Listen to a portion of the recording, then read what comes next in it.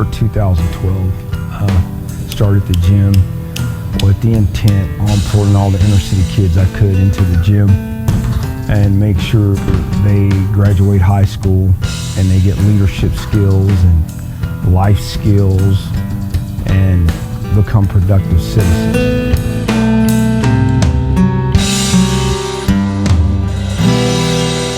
He's sore most days, you know, he's a veteran, so I mean he's had a lot of injuries, and but he keeps pushing through. Regardless of the pain, he just, you know, he'll compromise, like he'll sit down on the stool or something, you know, but he still gets up and does it and still fights through and pushes through.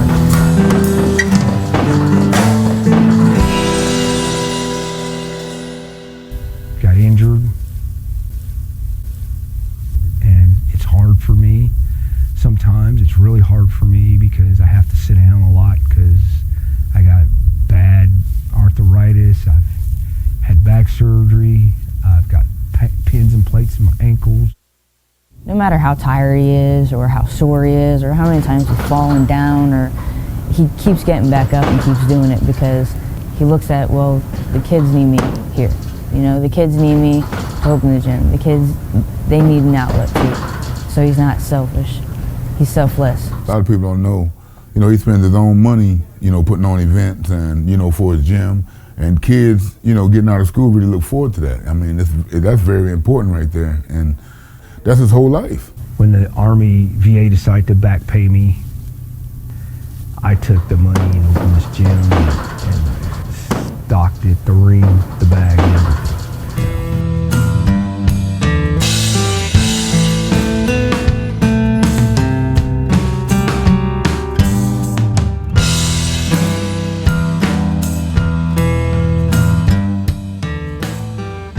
I thought if I put a program together that taught these kids good life skills, that I could save a lot of lives, turn a lot of kids around, and make sure they graduate high school and they get leadership skills and life skills.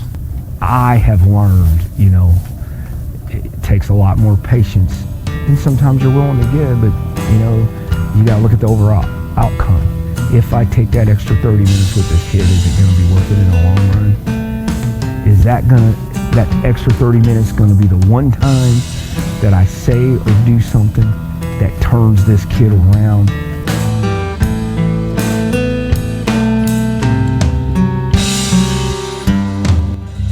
In the heyday, in the 60s, 70s, 80s, the Springfield Boys Club had Golden Gloves teams that went all over the place, and there were good boxers. B.J. Flores competed in some of them. Darrell, of course, was a champion. Man, there was no place on earth like the old Henderson unit, the Boys Club, the Henderson unit, right across the street from Pipkin Junior High School, which is where I went to junior high school as well. And that's where I won my first Golden Glove title that could leave out of Joplin, that could lead to the Kansas City Golden Gloves at the young age of 12 or 13, I believe I was back then. Golden Gloves and professional boxing is very deep in this town. Back when they used to have Tuesday night, Friday night fights at the Shrine. Back in those days, Springfield Golden Gloves was so big, it was a 3-4 day tournament.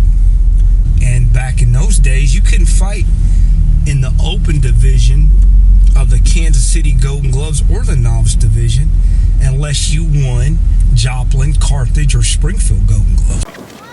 Darrell Smith against Elmer Wicks. Darrell in the green trunks without the headgear. What's Darrell's style of fighting? He's very evasive. You'll see him, he'll switch from fighting left-handed, and then he'll take a right-handed stance. Right now he's in a left-handed stance.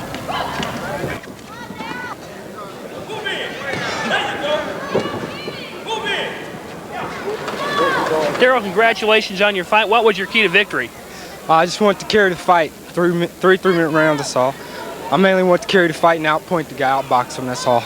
Yeah, it didn't seem like there was a lot of action, especially late in the fight. What was that reason for? Well, he's sort of short, stocky guy, and he has a lot of power inside, so I want to keep him on the outside and keep my jab in his face and just work everything off the jab and just outpoint him. What was probably your most effective punch? I'd say my right. right hook. Darrell, congratulations. Hey, thanks a lot.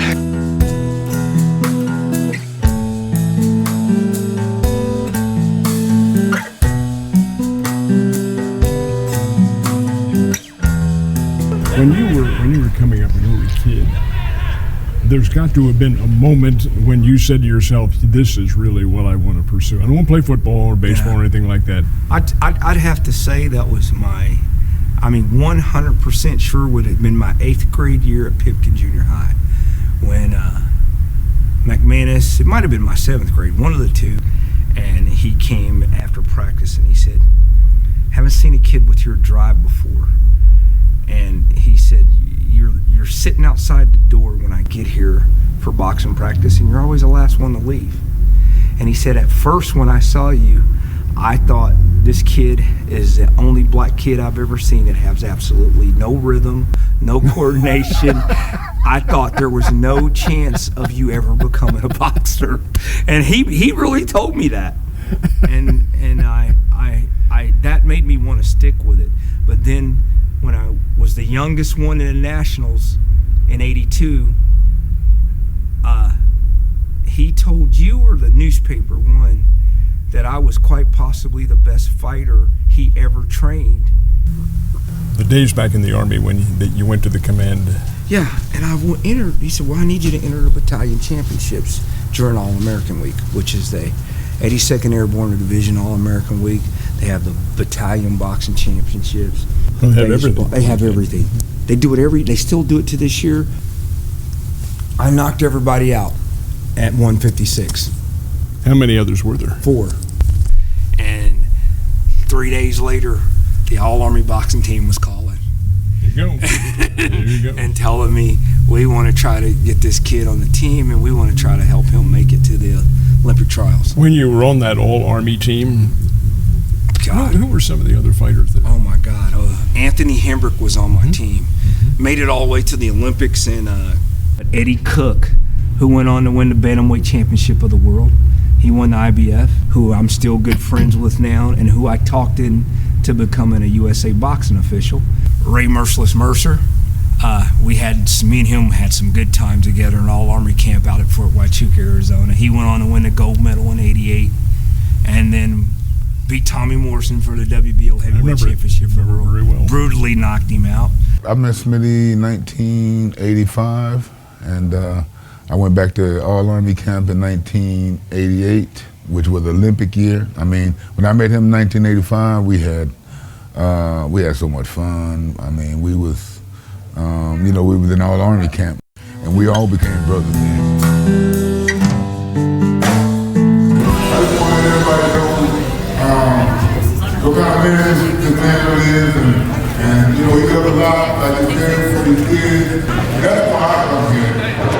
I love the kids. I love developing kids. That's my ultimate goal in life now. I'm going to ask you, we have 2 donation jars here, a digger and out front, and we're going to bring one in here, and I'm going to ask you to put whatever you can in, because we're taking 2 kids to the Olympic qualifier. Louis Vasquez and our Pennsylvania Central High School building.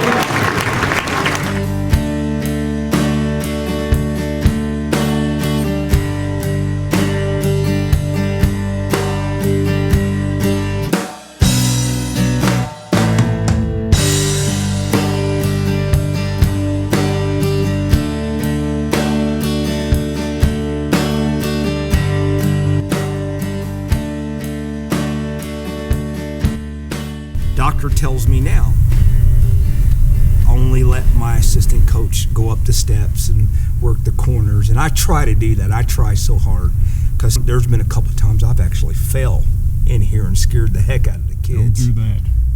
Ruptured my Achilles tendon one time because of this. But, saving these kids' lives, I feel like, who else do they have?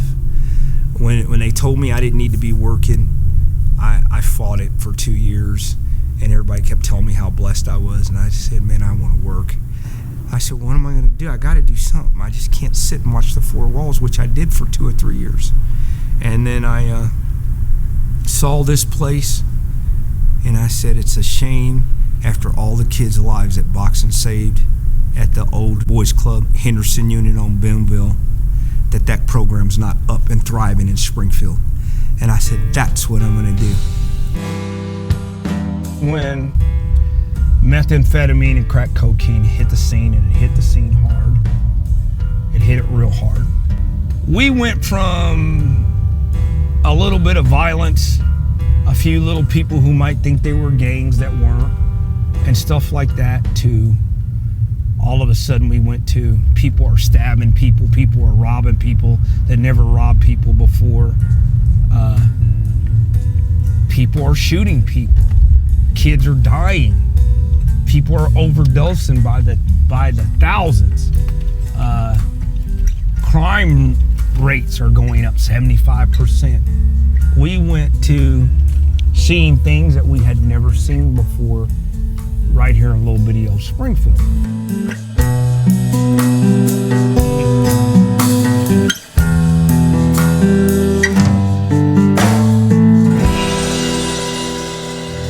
I've known Coach Smitty for several years. He's really focused on the community and the kids.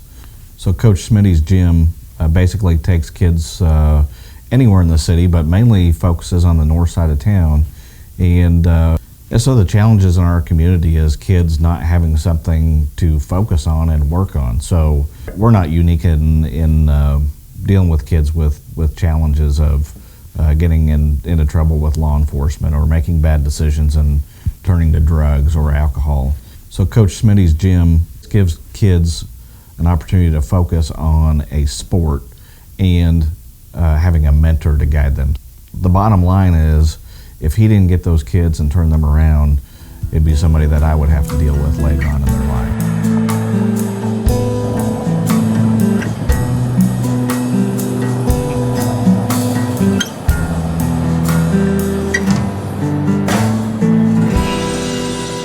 I met Smitty when I became a member of the Heart of the Ozarks Sertoma Club probably 6 years ago, and started understanding who he was, what he was trying to do. He was a veteran, I'm a veteran, so we had that in common. And one of the first things we did together was actually a Veterans Day presentation to some kids at the Boys and Girls Club. The focus of our club, the Heart of the Ozarks Sertoma Club, is kids programs. The main benefactor of our funds is the Boys and Girls Club of Springfield. We want kids to come to our clubs, experience things that help them learn and grow and become better individuals. So by the time they graduate, they have a plan for their future and they're going to be productive, responsible citizens. And Smitty is a huge part of that. Not just with his gym, but also his active involvement in Heart of the Ozarks Sertoma. He works tirelessly for this organization as a volunteer, whether it's working at events to raise money for the club, whether it's coming into the Sertoma unit and talking to kids about his path, his history, encouraging kids through mentorship. That's what he does. He just embodies a selfless human being that really cares about the future of this city. Those kids might not necessarily came from bad families. They might just have two hard-working parents that were working half the time and at home half the time. And it gave them an outlet to where they didn't get in trouble. And they learned something along the way. 1, 2, 3, 2, 1, 2, 3, 3, 1, 2, 3, 4, 1, 2, 3, 4. Teach them they got just as much right to be successful and great as the next person. They got just as much right to stand up and talk loud with a clear voice and not be shy or scared about it. Well, I expect a C+ average in school. Mandatory homework days, I expect you to bring homework in here. If you got a problem, I expect you to tell me 2-3 weeks out. Don't wait till the day before report cards come out and say, hey, Coach, I'm getting a D in math. No, it doesn't work that way, because I have volunteer tutors that I can contact and get them over here and get you some help. And, you know, you got to show me that you want to be a champion outside the ring as well as inside. And if you're going to be a champion at anything or good at anything, show me you're trying.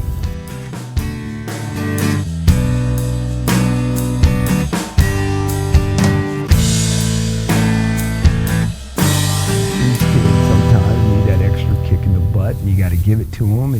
But you got, while you're doing it, You got to let them know you care. You got to let them know you're not trying to belittle them or embarrass them, but you got to let them know you're trying to make real men and women out of them. It'll be an easy day for you until you get in here, but I want your undivided attention. Okay? Rhythm and timing is the most important thing in boxing to me. You got good rhythm, you got good timing, you got good foot movement. Hell, I've seen boxers win a fight with their feet because they outmove the other guy. 2 versus 2, 2 versus 2.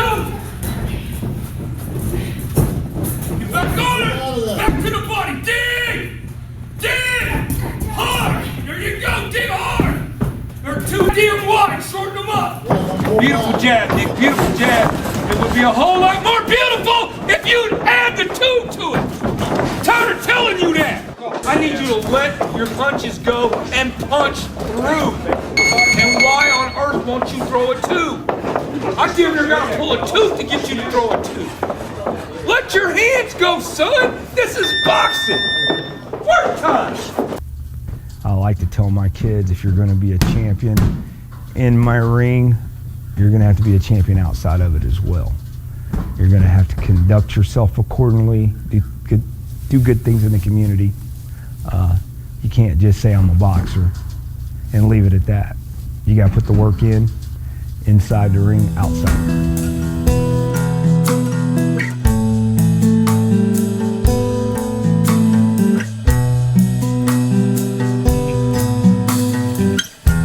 Go out of town, I have my secretary do research and find out what historical sites are there or what that city or that state is known for. And then we try to go visit something educational. We recently went to the Sugarburt Boxing Nationals in Montgomery, Alabama, and we went to the Civil Rights Museum and where the Rosa Parks bus was, and one of the houses of Dr. Martin Luther King. And, you know, the kids love it. We go to Kansas City. Every year I take a group to the Negro League Baseball Museum, to the Jazz Museum. Some of them, it'll be the only time they ever live Springfield, you know? And it's life experience for them that I was blessed to get, and I want them to get it, and I want as many of them to get it as I can possibly give it to. You know.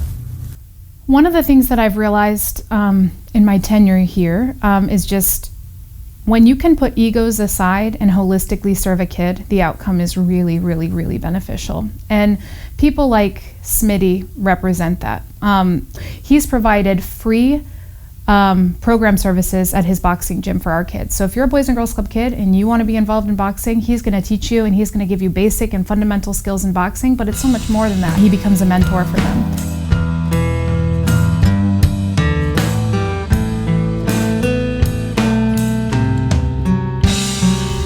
I have actually had teachers from the surrounding community call me and tell me stories of my kids stopping bullying in the hallways or breaking up a fight that was about to be a fight, and because they got involved and the manner they got involved in it, there wasn't a fight or the fight stopped. We lose over 200 kids a year from suicide, from being bullied. I tell everybody, talk to your kids. You know, get in your kids' life, find out if they're being bullied. If they are, let them be able to come talk to you. You have to talk to your kids about bullying, you know, or they can be getting bullied, they won't know what to do. If they're not talking about it, don't think they're not getting bullied. Talk to them about bullying, because it's a big problem. And we had to figure out some kind of way to talk about it and talk to our kids about it and get it straight. You know, a lot of times kids are bullied and they never think about fighting anybody. I got bullied growing up, and one day, I had learned how to box, you know, and I was still afraid of this particular guy. And one day, I had to go to the store for my mother, and I said, you know, I know how to fight, so I said, I'm going straight across. I'm not going to be afraid of this guy anymore. Boxing helps build character, because you learn not to bully. Not to be a bully yourself. Well, boxing is a sport that instills self-discipline. It's a competitive sport, and it teaches our kids that they have to be disciplined and that they never, ever, ever start a fight with anybody. And the WBC, the World Boxing Council, recently started a program called KO Bullying, and I am involved with that. And anti-bullying is a program that's kind of dear to my heart, so I have that in my boxing curriculum, along with checking grades, tutoring, and these are things that we teach our kids within our program. It's a program I think we need because kids need to know ways to walk away from certain situations.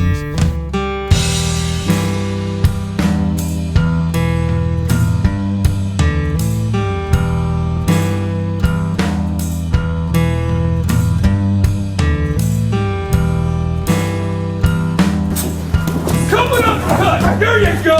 There you go! Right back! Right back! A good coach can look at a kid, and some people are just not going to do it by the book. They're not going to do it by the basics. They're going to have a certain awkward style about them or awkward way about them.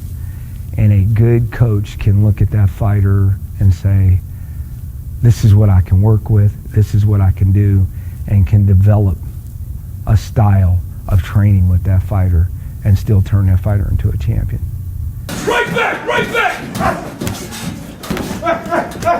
Jab only! Jab only! Jab only! Randy Mask, a kid that come in here boasting that, you know, nobody in his family graduated high school or did this or did that, and was dropping out. I made him go back and get his GED and made him start training. And now he's getting ready to fight on the undercard of Earl Spence and Mikey Garcia, the biggest fight of the year for 2019. I teach him to be that kid that the other kids want to be like Randy. He's got the guts to stand up and say, I don't want to sell drugs, I don't want to be a dope dealer, I don't want to drop out of school. Luis Velasquez, Arturo Moreno, both have won national titles. There you go. Roll it with the shoulder more, though. Make something happen. Time. Both of y'all knock out 10. Let's go. Did I not say 10 seconds? Yes, sir. Nobody fought like I said 10 seconds. What are you supposed to do? I don't know. You're supposed to fight like your life depending on it that last 10 seconds. Steal that round.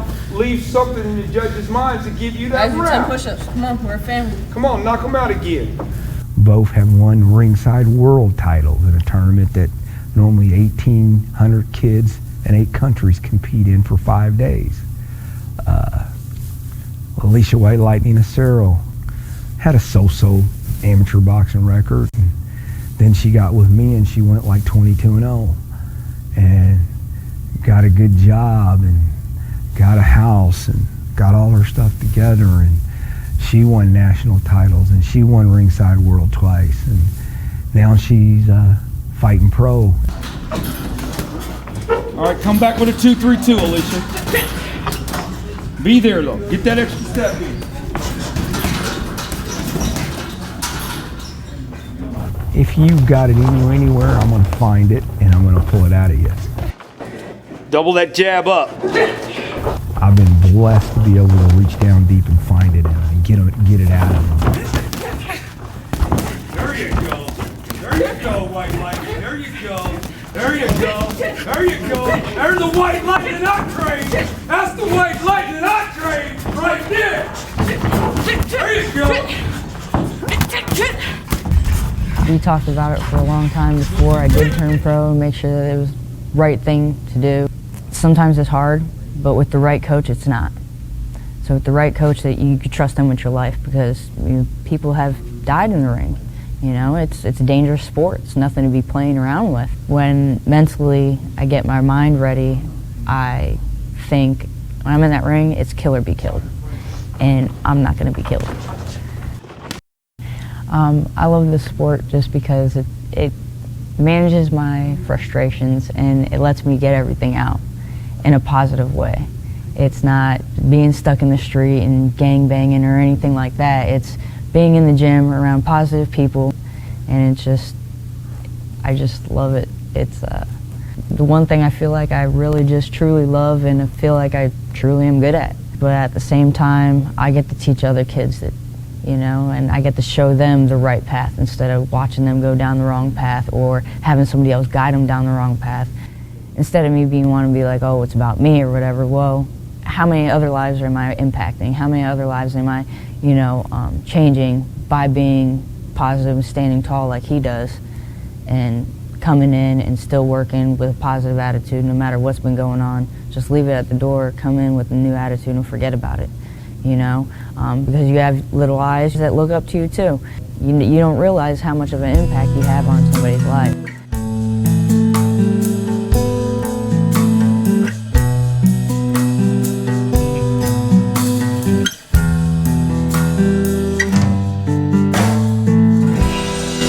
I don't know how many times I've fallen off them steps or fallen up there in that ring. I wake up some days I can't even walk. And I'm hurting bad. But